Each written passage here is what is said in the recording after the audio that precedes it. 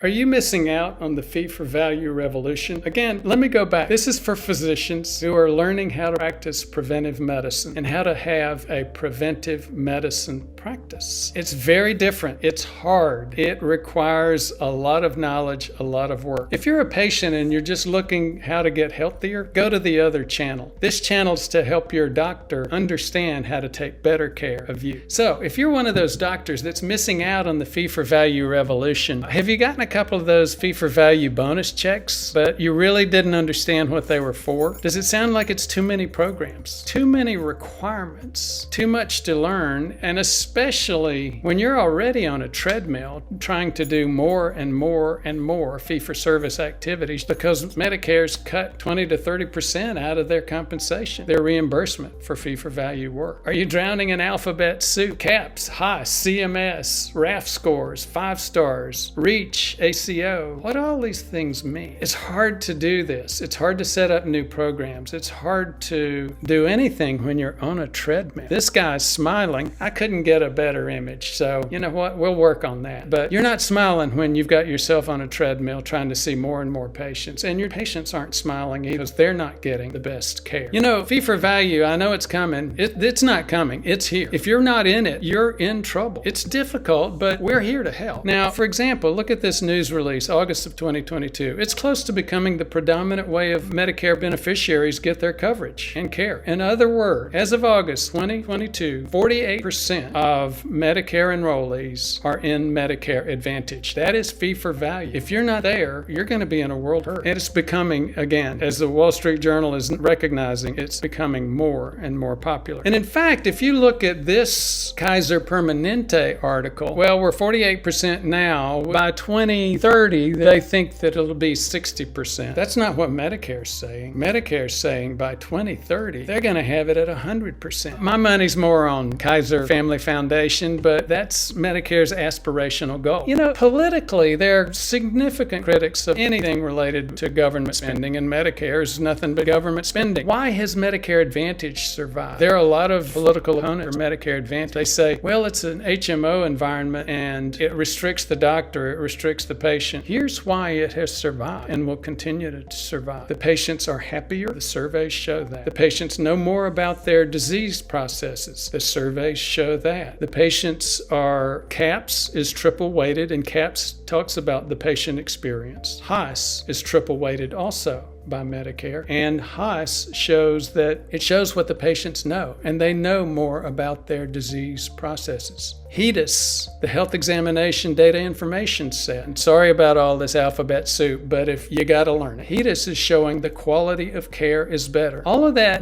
you may say, well, so what? What about the patient care? The patient care has been shown to be higher quality, happier patients, and less expensive. They end up in the hospital less. The hospital care is what costs Medicare and other insurance companies. And hospital care is very poorly organized. We'll cover in other videos the fact that hospitals say they're good care. They say that they are based on value. 10% of hospital contracts with doctors is based on value. The other 90%, get them in here and churn them through this medical industrial complex and make money doing procedures. That's what hospitals are all about. There's a Merritt Hawkins survey that showed your typical hospital administrator sees a primary care doc as $1.5 million. Cha-ching. That's what they're looking at. So every time they hire a primary care doc, they're hiring $1.5 million in RVU, or resource-based value units, that needs to come out of that primary care doc. In other words, $1.5 million in medical procedures in their medical industrial complex. So to get out of all that mess,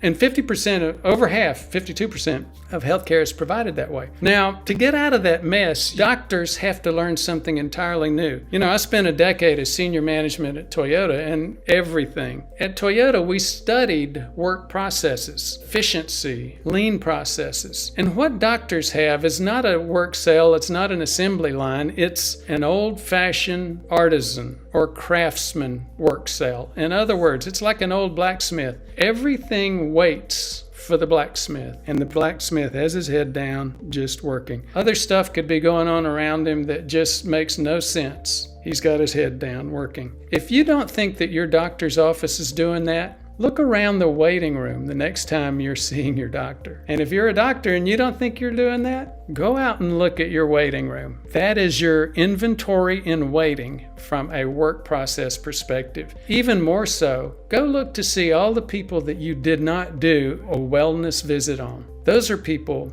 that you can blame it on them, but you're responsible for their health. You need to figure out how to reach those people so they can have better health. Now, we're going to talk further about some other things in future videos. 5-star quality programs. We've talked about transition partnerships. We've talked about what this means. But we're going to stop right now in terms of talking about how we can help.